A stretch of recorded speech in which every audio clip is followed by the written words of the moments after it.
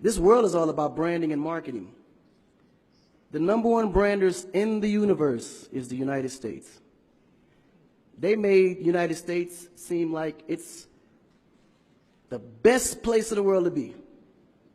It's the land of the free, home of the brave. I go there to find and chase my dreams. We have to be able to tell our own stories. Directors, filmmakers, entertainers, it's going to be clearly, and the press, it's going to be your job to redefine how people think about Africa.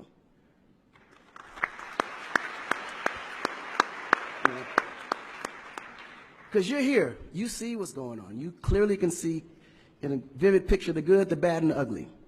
What you choose to put out there is what the world is going to get. Because I can tell you right now, in Chicago alone, there's more people dying in Chicago than there was in the war in Iraq. But you would never see that.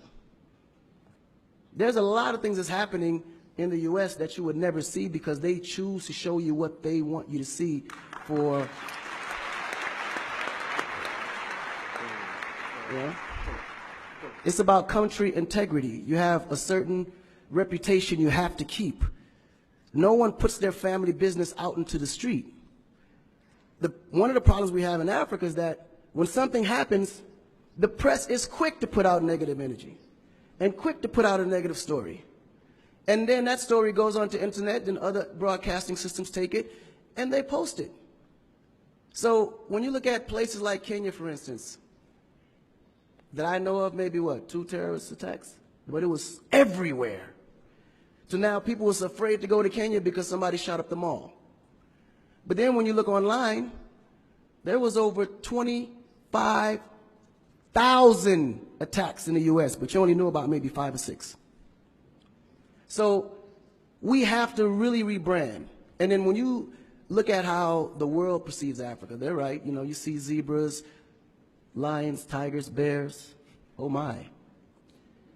You get to the point where you think Africa's just a big jungle. The images that they're showing of Africa is historical images.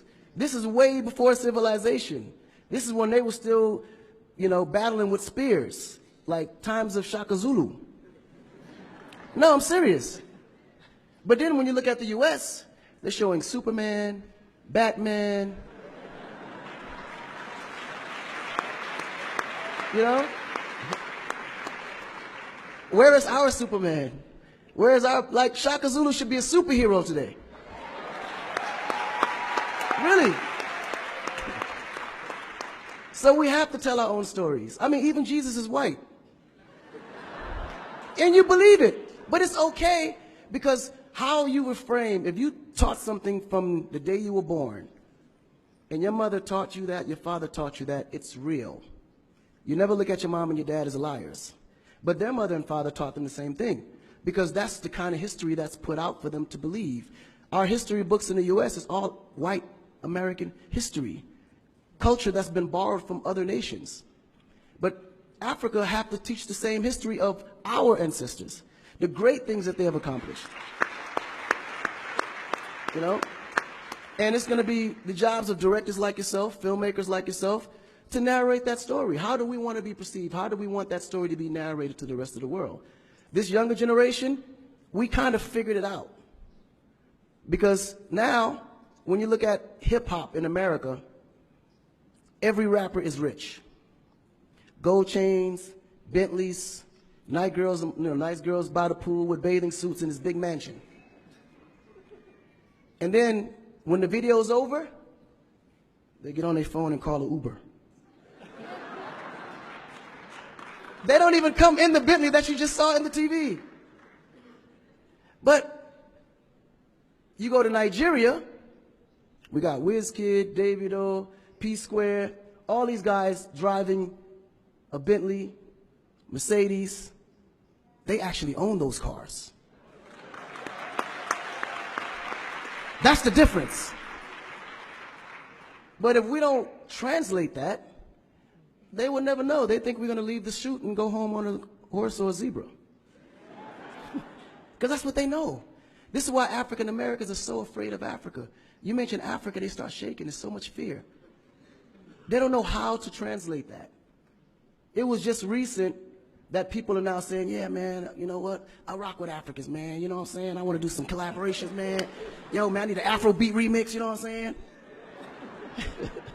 But before, they'd be like, man, I don't know that dude. I'm not putting him on my record. So the younger generation is slowly understanding how you have to rebrand the culture, because the culture has adapted. They've actually took everything that we've created and made it look better. They made a superstar look like a superstar. When I look on TV and I see our biggest entertainers, they don't look like stars. That's why you can't really respect the entertainer. If a politician saw a singer, he'd just be like, oh, he's just a local singer. But if he go to that local singer's performance, he may sell out the stadium because he has a huge influence, but the image is not there. So we have to take the image as a huge accountability for ourselves and realize that Africa really does have a reputation. But if we allow our stories to be told, our stories will be told according to their agenda on what they need to be able to benefit from Africa. So we have to tell our story so we can be able to understand how we can utilize that story to benefit for our agenda. You know? So in closing, this job is for the entertainers, the filmmakers, the reporters, and anyone that creates content. We have to rebrand. And we have to rebrand it in the way that we see it and tell the story to where they can understand it, feel comfortable, and want to come here and invest. Right? To add to what Akon